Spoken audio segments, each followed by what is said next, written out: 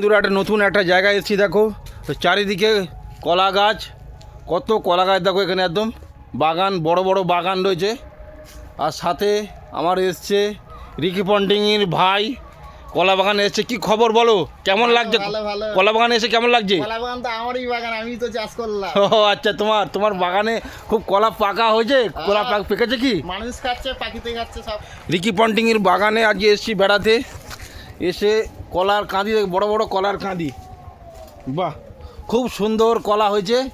সেটা কাঁঠালি কলা, তাই তো? হ্যাঁ হ্যাঁ, কাঁঠালি কলা। আর এইদিকে একটা আছে, আরও আছে, অনেক আছে, দেখাচ্ছি। ওইদিকেও আছে, এদিকেও আছে, এখানে রয়েছে, ওখানে। খুব সুন্দর পরিবেশ। তা তোমাদের কেমন লাগলো বন্ধুরা অবশ্যই কিন্তু বলবে। আর কলা কার কার প্রয়োজন আছে অবশ্যই বলবে, কমেন্ট করে বলবে যে কলা লাগলে বলবে, কলা পৌঁছে যাবে। কলা বাগানে দয়াল বাবা কলা খাবা, গাছ লাগাইয়ে খাও, তাই তো? হ্যাঁ, দয়ালু বাবা কলার এত বড়, কোথায় আছে কলা ধরে টান।